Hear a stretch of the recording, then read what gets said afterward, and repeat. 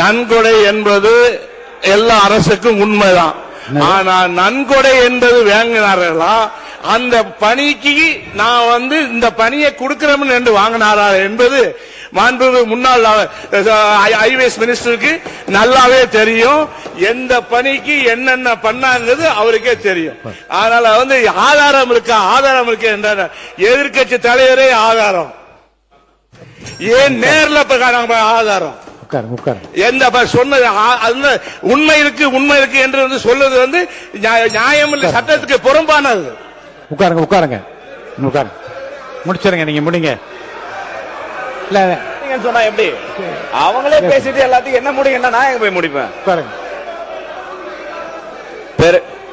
மாண்புமிகு பேரவைத் தலைவர் அவர்களே, எனக்கு நேரமே கொடுக்காம எல்லாரும் பேசிட்டு என்ன முடியும், அது உங்க தவறு. நீங்க நீங்க உங்க தொழிலை பற்றி மட்டுமே 10 பேசியிருக்கீங்க. இல்ல பேரவைத் தலைவர் அவர்களே அனுமதிக்க முடியாது. இன்னும் 3-4 பேர். பேரவைத் தலைவர் அவர்களே, நான் கேட்டது மதுவிலக்கு பத்தி தான். அவர் சொன்ன விஷயம் தான் பதில். பிரச்சனை எங்கிருந்து ஆரம்பிக்கிறது என்று சொன்னால் அமைச்சர் கூறிய பதில் இருந்தான் ஆரம்பிக்கிறது. நீங்க அமைச்சரிடம் தான் அதை கேட்க வேண்டும். நான் கேட்ப ஊழலை ஒழித்ததினால்தான் உங்களுடைய வருமானம் கூடுகிறது என்று சொன்னால், நம்மளா உறுப்பினராக 2011 இருக்கும்போது 30,000 கோடி இருந்தது, இன்னைக்கு 54,000 கோடி வந்திருக்கு. ஒவ்வொரு ஆட்சி காலத்திலும் ஊழலை ஒழித்ததினால்தான் மதுவினுடைய வியாபாரம் அதிகமா இருக்குதா, வருமானம் அதிகமா இருக்குதா என்பதெல்லாம் இது கேள்வி அல்ல, பொருள். என்னுடைய கேள்வி, என்னுடைய பொருள், நான் சப்ஜெக்ட் உள்ளதான் பேசுறேன். இத மானிய கோரிக்கைகள்ல ரொம்ப டீடைல்டா பேசலாம் அப்படின்னு தான் இருந்தேன். மரியாதைக்குரிய மாண்புமிகு சட்டமன்ற உறுப்பினர் கேட்டுக்கொண்டது இருக்குங்க. கடந்த கால ஆட்சிகள் என்னன்னா பூரண மதுவிலக்கு அமல்படுத்தப்படும் அப்படின்னு சொன்னாங்க. இந்த பக்கம் இருக்கும்போது நீங்க ஏன் அமல்படுத்தலன்னு கேட்பாங்க, அந்த பக்கம் போகும்போது நீங்க ஏன் அமல்படுத்தலன்னு கேட்பாங்க. இது தொடர்ந்து நடந்துட்டு வந்துட்டு இருந்ததுதான். அப்போ கடந்த காலத்துல அந்த துறை சார்ந்த அமைச்சர் பேசும்போது என்ன சொல்லியிருந்தாரு அப்படின்னா, இந்தியா ஃபுல்லா மது விற்பனையை தடை செஞ்சா மட்டும்தான் பூரண மதுவிலக்குங்கிறது தமிழ்நாட்டில் சாத்தியம் அப்படின்னு சொல்லியிருந்தாங்க.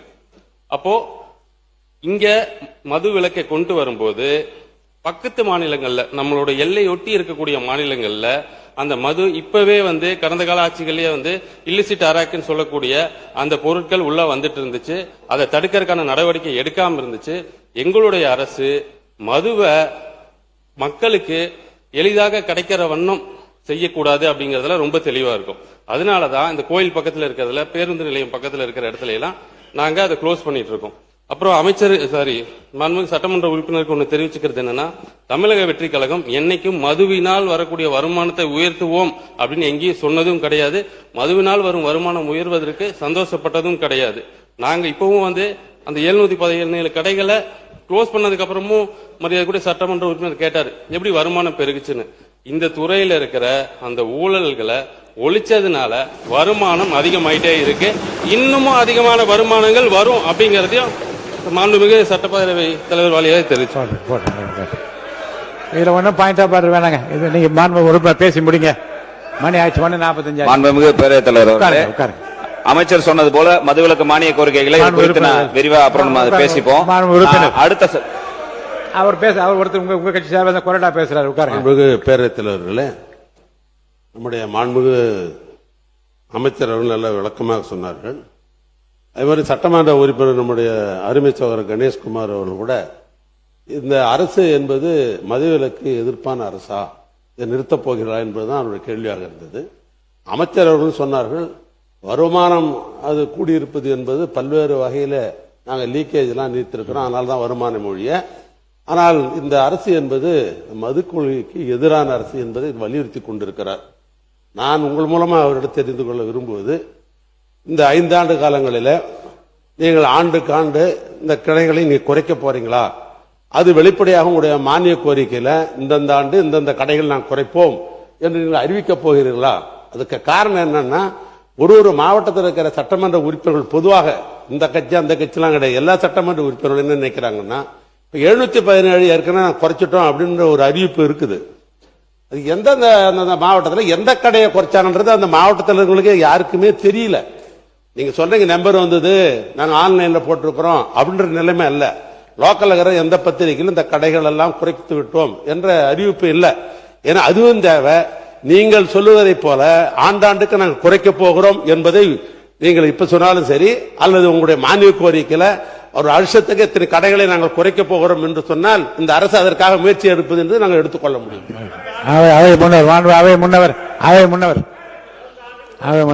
மாண்பு பேரவைத் தலைவர் அவர்களே, மதுவிலக்கை கொண்டு வந்தவர்களே யார் என்பது நாடறியும். மதுவிலக்கை முதலில் கொண்டு வந்தவர் நீங்கள் தான். இப்போது அதற்காக வக்காலத்து வாங்கி கொண்டிருப்பவர் நீங்கள் தான்.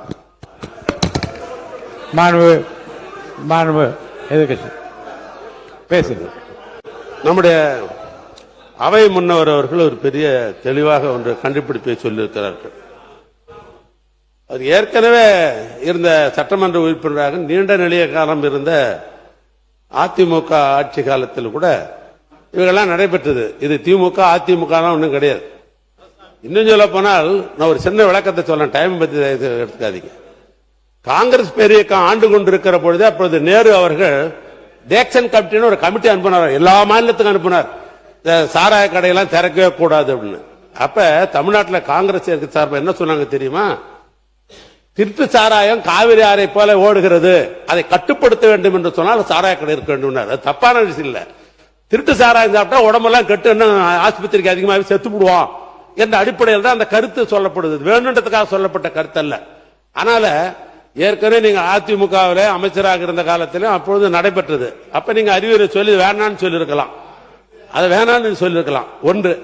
இன்னொன்று, அமைச்சர் அவர்கள் நீங்க நல்லா தான் பதில் சொல்றீங்க, ரொம்ப சின்ன வயசா நல்ல பதில் சொல்றீங்க. ஆனா போகிற போறதுக்குள்ள ஒரு அடி அடிக்கிறீங்க. என்னன்னா ஊழல்னு எப்பயும் சொல்றேன், ஊழல் யார் பேசினாலும் சரி அதற்குரிய ஆதாரத்தை சட்டமன்றத்தை தரலாம். மேடையில் எப்படி வேணாலும் பேசலாம், எப்படி வேணாலும் பேசலாம், அது ஒன்றும் தவறு இல்லை.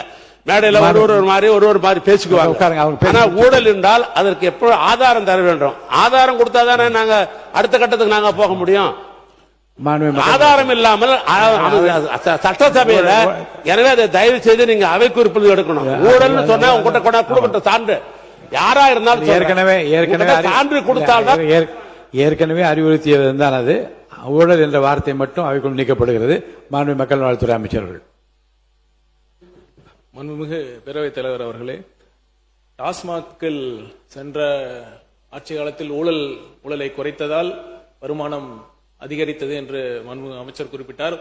உடனே நீங்கள் மற்ற திமுக சார்ந்த உறுப்பினர்கள் எல்லாம் ஆதாரம் இருக்கிறதா என்று கேட்டார்கள்.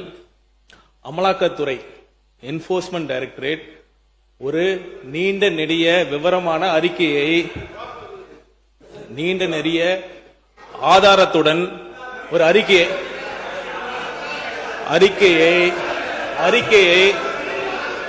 எந்தெந்த விதத்தில் யார் யார் அந்த டாஸ்மாக் துறையில் யார் யாரெல்லாம் அந்த பார்ட்டி ஃபண்ட் என்று வாங்கி இருக்கிறார்கள் என்று ஆதாரத்துடன் அமலாக்கத்துறை சென்ற ஆட்சி காலத்தில் இந்த அரசுக்கு சமர்ப்பித்தது.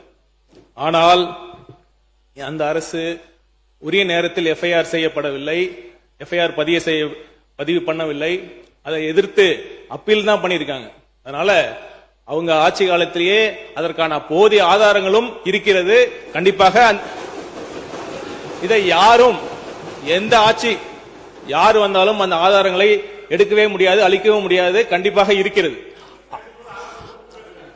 அந்த ஆதார பிளஸ் அந்த மக்களே சாட்சி. நன்றி நன்றி. மாண்புமிகு உறுப்பினர் கணேஷ்குமார், சீக்கிரமா முடிச்சிருங்க. மாண்புமிகு பேரவைத் தலைவர்களே, நான் இன்னும் பேசவே ஆரம்பிக்கல. மானிய கோரிக்கை உள்ளே நான் போல இன்னும் இல்ல. மாண்புமிகு பேரவைத் தலைவர்களே, ஆதாரம் கேட்கிறாங்க. இது எல்லோருக்கும் தெரிஞ்சதுதான். மது விலக்கு கொள்கைங்கிறது எங்களுடைய கொள்கை, போதையில்லா தமிழகம் எங்களுடைய கொள்கை. ஆட்சிக்கு வந்த பின்போ ஆட்சிக்கு வருவதற்கு முன்போ இங்க இருக்கக்கூடிய சட்டமன்ற உறுப்பினர்களும் சரி, இங்க இருக்கக்கூடிய அமைச்சர்களும் சரி, எந்த தொழில்களிலும் நாங்கள் ஈடுபட்டது கிடையாது. முக்கியமாக மதுவில். ஆட்சிக்கு வந்த பிறகு திமுகவுடைய ட்ரெஷரர் சாராய ஆலையை நடத்துகிறாரா இல்லையா? ஒரு கேள்வி.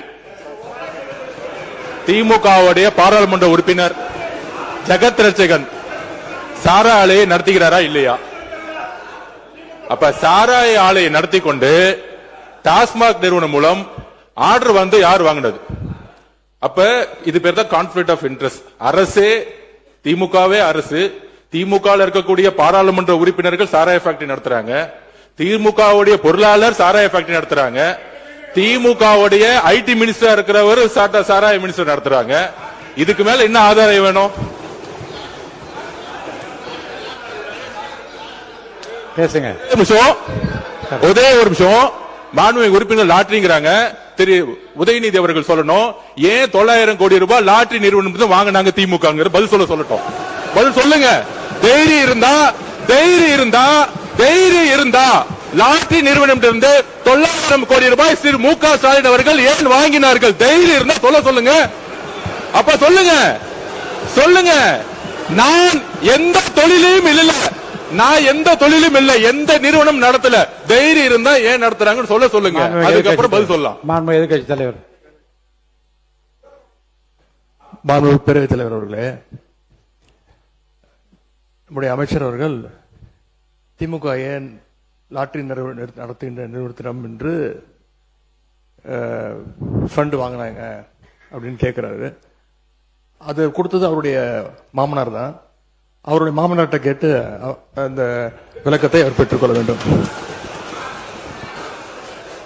அது அவரும் உங்க அப்பாவுக்கு மட்டும்தான் தெரியும். உங்க அப்பா கிட்ட தான் கேட்கணும், எனக்கு தெரியாது. அப்பாவை இங்க காணோம். வீட்டுக்கு போய் உங்க அப்பாட்ட கேளுங்க. உங்க அப்பா கரெக்டா சொல்லுவாரு. ஏன் வாங்கினாரு உங்க அப்பா சொல்லுவாரு.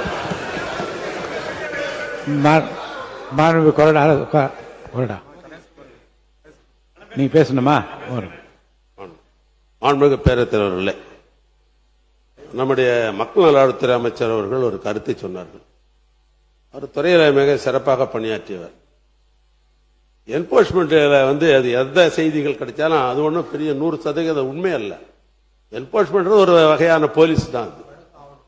ஒரு வழக்குகள் ஒரு துறை சார்பாக வழக்கு தொடுத்து நீதிமன்றத்தில் இருக்குது. நீதிமன்றத்தில் இருக்கிற வழக்கை பொறுத்தளவுக்கு அது எந்த சைடா இருந்தாலும் அது பொருள் கொடுத்து சட்டமன்றத்தில் விவாதிக்க கூடாது என்பதே இருக்கிற விதி. அது உங்களுக்கே தெரியும். எந்த நிகழ்வாக இருந்தாலும் நீதிமன்றத்தில் இருந்தால் விவாதிக்க முடியாதுங்க. ஒரு நிமிஷம், ஒரு விளக்கம் மட்டும் சொல்றேன். இந்த பொருள் தொடர்பாக வழக்காடு மன்றத்தில் வழக்கு நிலுவையில் உள்ளதுன்னு அதோடு நிறுத்திக்கலாம். வழக்குகளுக்குள்ள போய் அதை பற்றி விவாதிப்பதும் அதை பற்றி கருத்து சொல்வதும் தான் தவறே தவிர, இந்த தேதியில் இந்த பொருள் பற்றி ஒரு வழக்கு தொடரப்பட்டிருக்கு சொல்ல தவறில்லை. அவர் என்ன சொல்றாரு, என்போர்ஸ்மெண்ட் டைரக்டரேட் ஒரு இன்ஃபர்மேஷன் கொடுத்திருக்காங்கன்னு சொல்றாரு. இன்ஃபர்மேஷன் கொடுத்திருக்காங்களா இல்லையான்றது ஒரு ஃபேக்ட். அது எல்லாருக்கும் தெரிஞ்சது. அதுல ஒன்றும் அதுக்கான ஆதாரம் கூட தேவையில்லை. அதுவே வழக்காடு மட்டும் இருந்து அதுக்குள்ள போய் சொன்னாதான் தவறு இல்லைங்க. பெண்டிங் பிஃபோர் த கோர்ட், அதில் நீங்க ஒரு வழக்கு பதிவு இந்த பொருள் குறித்து ஒரு வழக்கு பதிவு செய்யப்பட்டிருக்கிறதுன்னு சொல்ல தப்பு இல்லை. ஆனால் வழக்கு விவரங்களுக்கு அதை பற்றி விவாதிப்பதும் கருத்து சொல்வதும் தவறு. என்போர்ஸ்மெண்ட் சார்பாக ஒரு வழக்கு இருக்கிறது என்று அவர் சொல்லியிருந்தா அதை பற்றி நான் முறையிட மாட்டேன். அதுல ஆதாரம் இருக்கிறது, என்போர்ஸ்மெண்ட்ல ஆதாரம் இருக்கிறது என்ற ஒரு வார்த்தையை பயன்படுத்தல் தான் நாங்க வரேன். அதனால பொதுவாகவே வழக்கு மன்றத்தில் இருப்பது நாம் எப்பொழுதும் இங்கே விவாதிப்பதில்லை. ஒன்று. மற்றொன்று, நான் ஏற்கனவே சொல்லிட்டேன், எதுவாக இருந்தாலும் ஆதாரத்தை உங்களிடத்தில் கொடுத்து விட்டு தான் பேசணும். 2. நம்முடைய பொதுப்பணித்துறை அமைச்சர் அவர்கள் சம்பந்தம் இல்லாமல் இது இல்லாமல் தேர்தல் நேரங்களிலே தொழில் ஆரம்பிக்கிற தொழிலதிபர்கள் அரசியல் கட்சிக்கு இன்றைக்கு ஒன்றிய அரசாங்கம் ஆண்டு கொண்டிருக்கிற அந்த இயக்கமாக இருக்கட்டும் அல்லது அதிமுக இருக்கட்டும், அரசியல் இயக்கங்கள் எந்த அரசியல் இயக்கங்களாக இருந்தாலும் தொழிலதிபர்கள் அதிகாரப்பூர்வமாக வங்கியின் மூலமாக நன்கொடையாக தருகிறார்கள். அது எதற்காக நன்கொடை கொடுக்கப்படுகிறது என்பது வாங்குவவர்களுக்கும் கொடுத்தவங்களுக்கு தான் தெரியும். சுப்ரீம் கோர்ட்ல மிகப்பெரிய வழக்கு அதை பற்றி விவரங்கள் எல்லாம் ஊடகங்கள்ல தெரியல தெரியும். அதனால வழக்கு அதாவது கணக்கில் கொடுக்கிற பணம் ஒரு தொழிலதிபர்கள் கொடுக்கிறது. அந்த அடிப்படையில் தான் என்னுடைய அருமை நண்பர், இன்னும் சொல்ல போனா நீண்ட நாடு என்னுடைய நண்பர் மார்டின் அவர்கள் அவர் கொடுத்திருக்கிறார் சொன்னாக்கா, ஏன் அவர் கொடுத்தார் தொழிலதிபர் என்று கேட்பதுதான் சரியா இருக்க முடியும். அது இங்க பகிர்ந்து கொள்வது என்பது அது சரியா இருக்காது. அது நீங்க தவிர்த்தணும், அது எடுத்தணும் நான் கேட்டுக்கிறேன். ஒண்ணு. இன்னொன்று, எங்கள் கட்சியை சேர்ந்த பொருளாளர் அவர்கள் சாராய தொழிற்சாலை நடத்துகிறார் என்று ஒரு கேள்வி கேட்கிறாங்க. அது நாம நேரடியாக போய் பொருளாளர் பண்ணிட முடியாது. எந்த ஆட்சியாக இருந்தாலும் சரி, ஒரு தொழிற்சாலை ஆரம்பிக்க வேண்டும் என்று சொன்னால் அதுக்கு எல்லா தகுதிகள், குவாலிபிகேஷன், அப்ளிகேஷன் போடுறதுக்கெல்லாம் தகுதி இருந்தாதான் அரசு தான் லைசன்ஸ் தருது. அதனால அது முறையாக அவங்க ஏற்க போட்டிருப்பாங்க. தொழில் என்ற அடிப்படையில் ஆரம்பிப்பாங்களே ஒழிய அது திமுக பொருள் ஆரம்பிக்கலாமா அப்படிலாம் பேசுவதற்கு வாய்ப்பு இல்லை. அது தவறு. மாண்பு உறுப்பினர் தரேன், உங்களுக்கு தரேன், வாய்ப்பு தரேன், இருங்க.